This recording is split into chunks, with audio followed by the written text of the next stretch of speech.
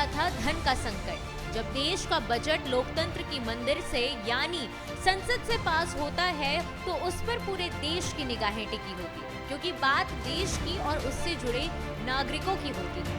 संसद में देश का बजट पास करने से पहले बाकायदा इसकी तैयारी की जाती है, लेकिन एक समय ऐसा भी रहा जब देश के सामने धन का संकट पैदा हो गया था। पार्लियामेंट्री बिजनेस की इस कड़ी में आज हम आपको इसी संकट के बारे में बताएंगे।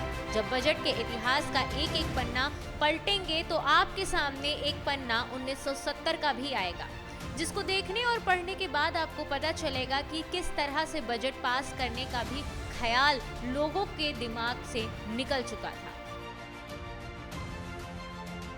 बजट का वर्ष 1 अप्रैल से 31 मार्च तक होता है, जबकि बजट पास होते होते पहले मई का महीना आ जाता है।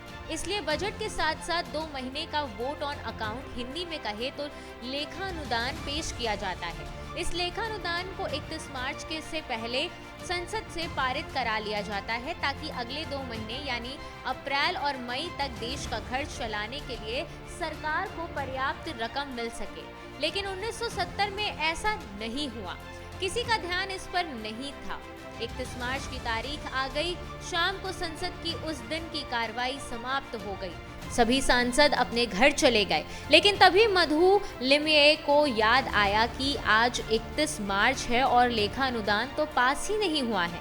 कल से देश का खर्चा कैसे चलेगा, सरकारी कर्मचारियों को वेतन कैसे मिलेगा, बाकी कामकाज कैसे होंगे, ये सब सोचकर मधु लिमये तत्काल लोकसभा स्पीकर गुरदयाल सिंह ढिल्लों के कक्ष में पहुंचे और कहा,